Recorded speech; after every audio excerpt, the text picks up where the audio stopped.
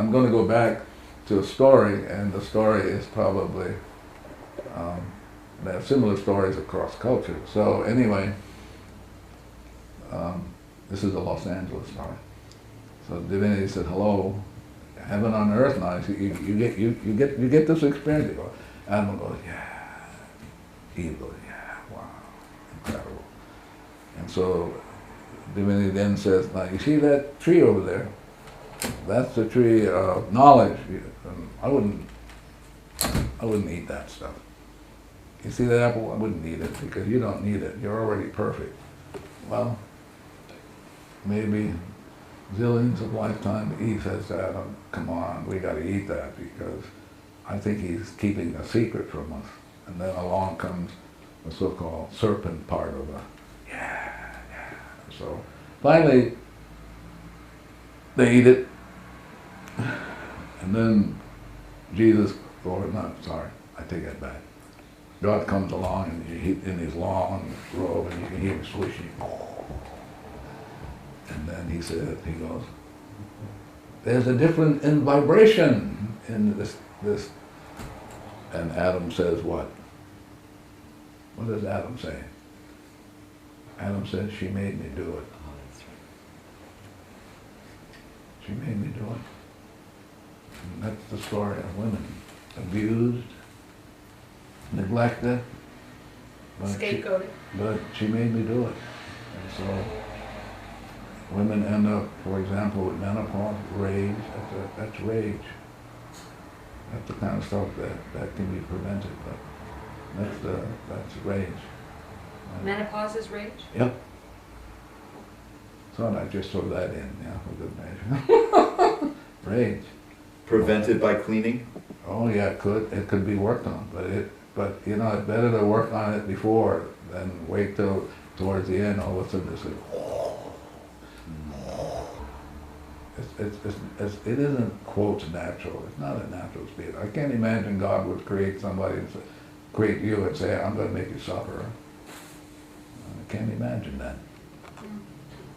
So where did it come from? Well, it came from she made me do it.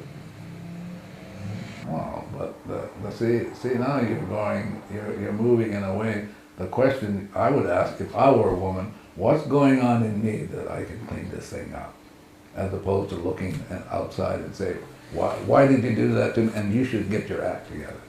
Speaking data, you're engaged, you're wrapping this up as opposed to you can let it go. I love you, thank you, whatever you can, I love you. But we have an addiction. The addiction is so intense. We grab things. How come?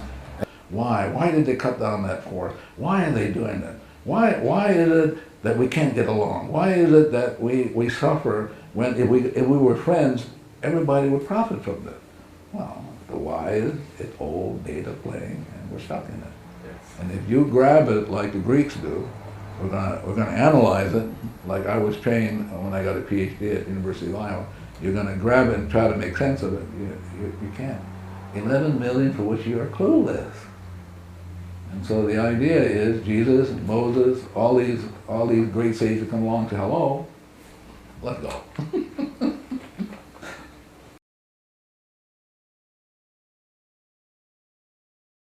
No, now you say I'm still here. What are you talking about? Yeah, I'm still here.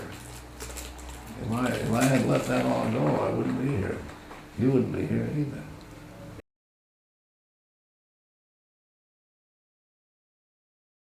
Who am I? And how would you answer it? I am infinitely zero. I'm an exact copy of the source, the infinite. I'm an exact copy. That means I'm perfect in every way. My problem is not me. My problem is the data in me.